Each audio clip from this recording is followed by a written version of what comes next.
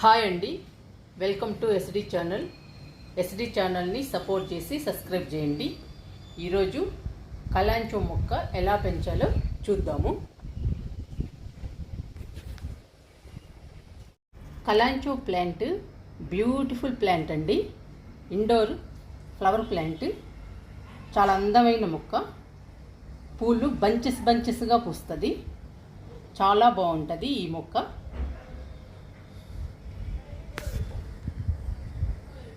కలాంచో plant అండి. Summer అయినా గ్రీన్గా హెల్దీగా ఎలా పెరిగిందో చూడండి. చాలా బాగుంటుందండి ఈ మొక్క. కలాంచో ప్లాంట్ని కుండీలో వేయడానికి మట్టి మంచిగా ఉండాలి. మట్టిని మంచిగా తయారు చేసుకోవాలి.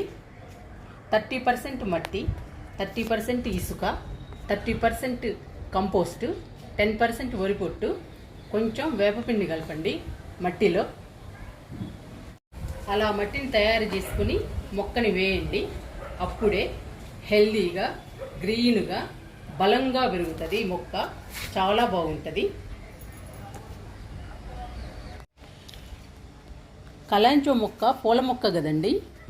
మనం వాడేసిన టీ పొడి, కాఫీ పొడి ఇవ్వండి. నెలకొకసారి కంపోస్ట్ ఇవ్వండి. కంపోస్ట్ ఇచ్చేటప్పుడు మనం వాడేసిన టీ పొడి, కాఫీ పొడి ఇచ్చేటప్పుడు మట్టిని ఇలా గుల్లగా చేసి వేయండి.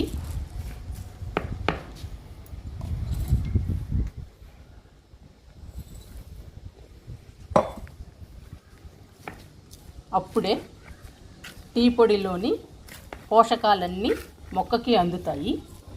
మొక్క బలంగా హెల్దీగా పచ్చగా పెరుగుతుంది. చాలా బాగుంటుంది.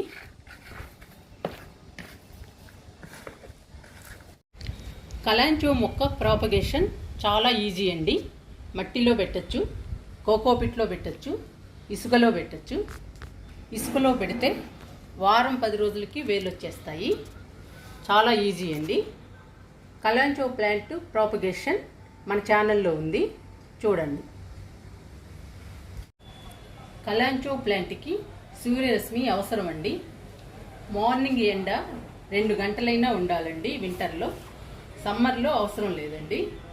వేడి సెగ కూడా తట్టుకోలేదు. చల్లని నీడలో ఉంచాలండి మొక్కని. కలాంచో మొక్కకి వాటర్ ఎలా ఇవ్వాలంటే వింటర్ సీజన్లో వారానికి ఒకసారి ఇవ్వండి. సమ్మర్ సీజన్లో వారానికి 2 సార్లు ఇవ్వండి. చాలా బాగుంటుంది. చాలా అందంగా ఉంటుంది.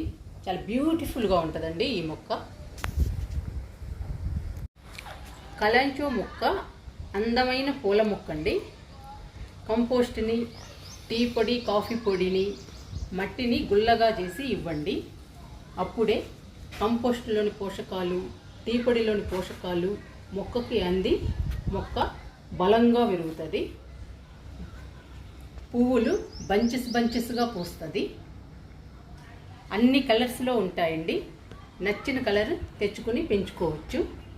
దీని పువ్వులు 1-2 నెలలు ఉంటాయండి. చాలా అందంగా ఉంటాయి. చాలా బాగుంటాయి.